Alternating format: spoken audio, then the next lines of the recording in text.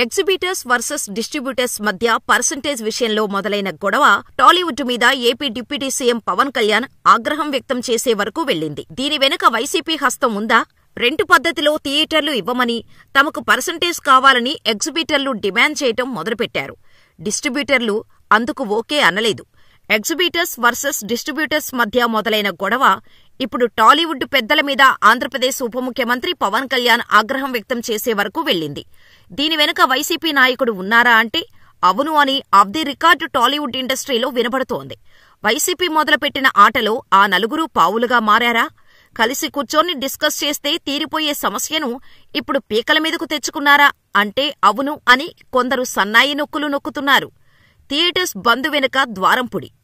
Exhibitors versus distributors ఉమ్మడి తూర్పుగోదావరి జిల్లాలో మొదలైంది.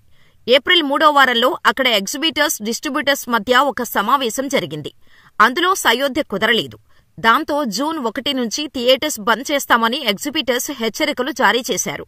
అక్కడి నుంచి నైజాం ఎగ్జిబిటర్స్ వరకు ఆ ఫైర్ వచ్చింది.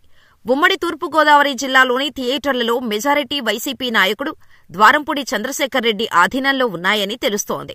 తెలుగు సినిమా ఇండస్ట్రీలోని ప్రముఖ నిర్మాతలలో ఒకరు, స్టూడియోలతో పాటు డిస్ట్రిబ్యూషన్ సెక్టార్లోనూ కీలకంగా ఉన్న వ్యక్తితో ద్వారంపూడికి వ్యాపార సంబంధాలు ఉన్నాయని ఫిలింనగర్ వర్గాలు చెబుతున్నాయి.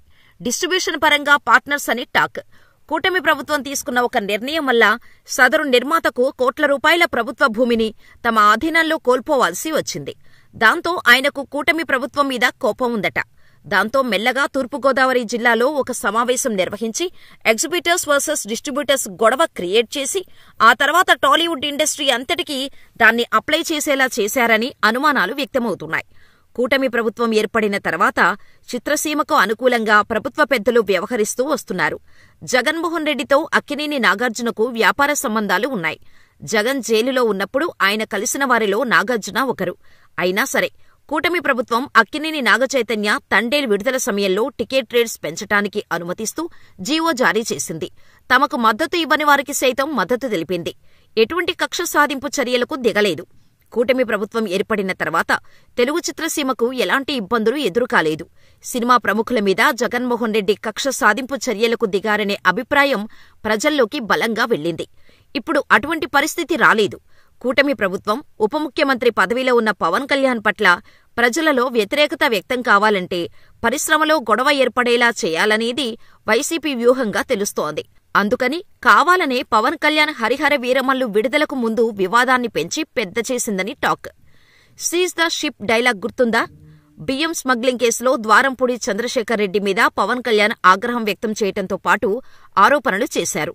ఇప్పుడు ఈ థియేటర్స్ బంద్ గొడవలో ఆయన మీద కొందరు అనుమానాలు వ్యక్తం చేస్తున్నారు. పైకి థియేటర్స్ గొడవ కింద కనిపించినా తెర వెనుక రాజకీయాలు ఉన్నాయని వినికిడి. అందుకే బన్నీవాసు సినిమా ఇండస్ట్రీలో రాజకీయాలు లోతుగా, సైలెంటుగా ఉంటాయని ట్వీట్ చేశారేమో. ప్రభాస్ కల్కి, అల్లు అర్జున్ పుష్ప, అక్కినేని నాగచైతన్య తండేల్ సహా హీరోలు ఎవరనేది చూడకుండా అడిగిన వాళ్లు అందరి సినిమాలకు టికెట్ రేట్స్ పెంచుకునే వెసులుబాటు కల్పించింది కూటమి ప్రభుత్వం. హీరో కావటంతో నిర్మాతల కష్టాలు పవన్ కళ్యాణ్కు తెలుసు. పైగా డిస్ట్రిబ్యూషన్ చేసేది కూడా సినిమాలో ప్రొడ్యూస్ చేసే కొందరు నిర్మాతలు కావటంతో వాళ్లకు ఎటువంటి ఇబ్బందులు కలగకుండా చూసుకున్నారు. ఎక్కువ షోలు చేసుకోవడానికి అనుమతులు ఇవ్వటంతో పాటు టికెట్ రేట్లు పెంచుతూ జీవో జారీ చేశారు.